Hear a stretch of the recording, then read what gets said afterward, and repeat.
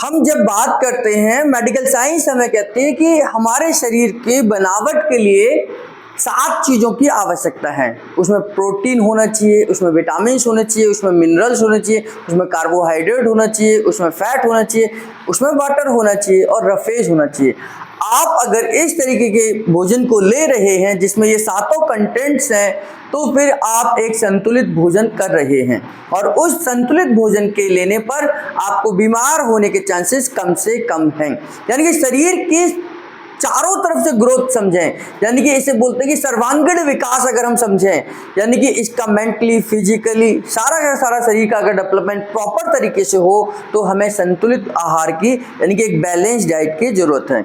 उस balance diet में इन्होंने बताया कि हमारे को 7 चीज़ों की आवश्यकता है ना।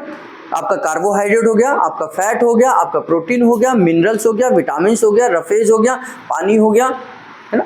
तो और अगर हम इन चीज़ों को एक संतुलित भोजन के रूप में लेंगे तो हमारे शरीर का विकास प्रॉपर तरीके से होता रहेगा।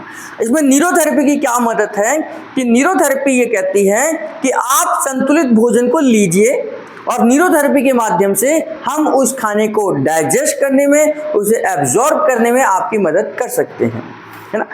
क्योंकि भोजन आदमी ले ही सकता है। अगर मेरे पास कोई व्यक्ति आए जिसको कोई ना कोई समस्या है, पेट की समस्या है या कई और समस्या है, अब मैं उसे बैलेंस डाइट के लिए बोलूं तो पैसा हो अगर है तो वो बैलेंस डाइट ले सकता है, सब कुछ खा सकता है, लेकिन क्या पैसे से वो पेट को ठीक कर सकता है? नहीं कर सकता है। पैसे से किसी से करा जरूर सकता है ना। तो आदमी बैलेंस डाइट ले सकता है, लेकिन उस बैलेंस डाइट का लाभ भी तब मिलेगा आपको जब आपका डाइजेस्टिव सिस्टम प्रॉपर तरीके से ठीक होगा। यानी कि हर चीज का जिसको डाइजेस्ट होने की आवश्यकता है उसे डाइजेस्ट करना, और डाइजेस्ट करने के बाद में वो बॉडी को एब्जॉर्ब हो, ये बहुत जरूरी है। केवल खाने से काम नहीं चलने वाला है। तो ये 7 चीजों के लिए आपका प्रॉपर तरीके से पेट का ठीक होना जरूरी है। यानी कि जहां पर मेडिकल साइंस ने ये कहा कि शरीर के प्रॉपर तरीके से डेवलपमेंट के लिए आपको बैलेंस डाइट की जरूरत है और उस बैलेंस डाइट को हम भोजन के रूप में ले सकते हैं, वहीं पर न्यूरोथेरेपी सपोर्ट करती है कि आप बैलेंस डाइट को लीजिए, उसको डाइजेस्ट कराने का काम, उसको एब्जॉर्ब कराने का काम हमारा है, और इस तरीके से हम बैलेंस डाइट के इंटेक करने पर उसको प्रॉपर तरीके से शरीर का सर्वांगीण विकास कर सकते हैं। लेकिन इसमें हमारे को ये ध्यान करना है कि बैलेंस डाइट को हम समझना चाहिए कि किन किन चीज़ों के माध्यम से हमें बैलेंस डाइट मिल सकती है। जैसे कार्बोहाइड्रेट की अगर हम कल्पना कर रहे हैं कि कार्बोहाइड्रेट प्रॉपर मिले, तो उसके लिए हम वो चपाती खाते हैं, हम चावल का इस्तेमाल करते हैं, राइस का इस्तेमाल करते हैं, या जो भी चीज़ें हमें एनर्जी दे सकती हैं जिनमें कार्बोहाइड्रेट है, ग्लूकोज है, वो सब कार्बोहाइड्रेट के रूप में है। चाहे वो आलू हो सकता है, शकरकंदी हो सकती है, या आपका चावल हो सकता है, चपाती हो सकती है, जितने भी अनाज हैं वो सब हमें कार्बोहाइड्रेट ही प्रोवाइड करते हैं, है ना। दूसरी चीज अगर हम फैट की बात करें तो जितने भी प्रकार का हम घी तेल यूज करते हैं, आप सरसों के तेल का इस्तेमाल करते हैं, आप रागी के तेल का इस्तेमाल करते हैं, आप किसी और तेल का इस्तेमाल करते हैं, नारियल तेल का इस्तेमाल करते हैं, तिल के तेल का इस्तेमाल करते हैं, तो ये सब क्या है, ये कहीं ना कहीं आपको फैट प्रदान करता है, यानी कि फैट इससे मिलता है। जब हम प्रोटीन की बात करते हैं तो जितने भी प्रकार की दालें हैं, जितने भी प्रकार की दालें हैं, मैंने अभी आपको बताया कि 2000-3000 से ज़्यादा दालें हमारे हिंदुस्तान में हैं, तो उन अलग अलग प्रकार की दालों को अगर हम लेंगे तो हमें प्रोटीन मिलेगा।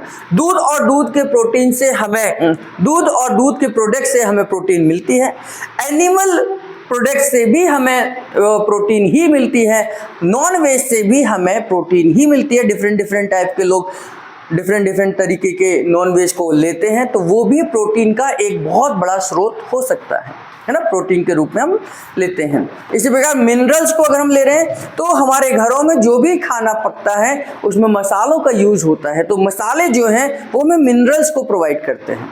विटामिन्स के रूप में हमारे हर मौसम में कुछ सलाद और फल आते हैं, यानी कि सलाद के रूप में हम बहुत सारी चीज़ें खाते हैं, कभी खीरा खाते हैं, कभी ककड़ी खाते हैं, कभी कुछ और खाते हैं, मूली खाते हैं, सलजम खाते हैं, तो ये सब क्या है, ये हमें विटामिन्स के स्रोत हैं। यानी कि हम सलाद और फल मौसम के अनुसार जो भी फल और सलाद आ रहा है उसको अगर हम इंटेक करें तो फिर हमारे को विटामिन्स की पूर्ति हो जाएगी।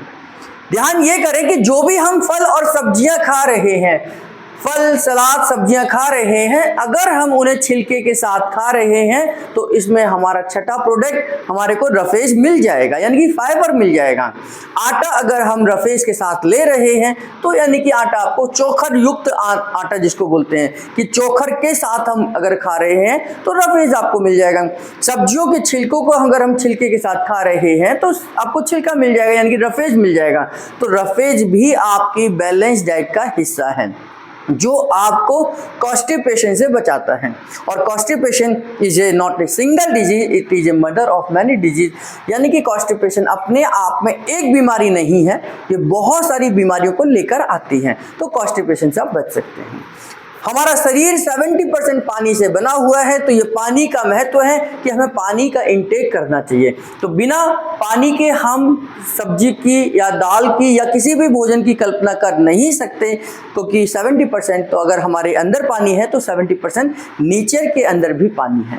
तो पानी का इंटेक हमें करना चाहिए, पानी की पूर्ति हमें रखनी चाहिए। मौसम के अनुसार थोड़ा कम और थोड़ा ज़्यादा हो सकता है, लेकिन पानी भी हमारे शरीर का एक बेसिक नीड है और इन 7 चीज़ों में पानी भी है।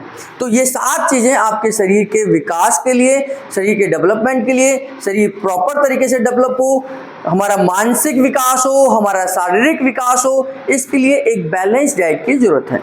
इस बैलेंस डाइट को आप लीजिए और उसको डाइजेस्ट कराना, उसको एब्जॉर्ब कराने की जिम्मेदारी एक न्यूरोथेरेपिस्ट की है। तो न्यूरोथेरेपी साइंस के, इस मेडिकल साइंस के इस रिसर्च पर काम करती है कि शरीर के लिए सही डेवलपमेंट के लिए 7 चीज़ें होनी चाहिए और उन 7 चीज़ों को बॉडी एब्जॉर्ब करे, उसका इस्तेमाल करे। यह न्यूरोथेरेपी के द्वारा किया जा सकता है।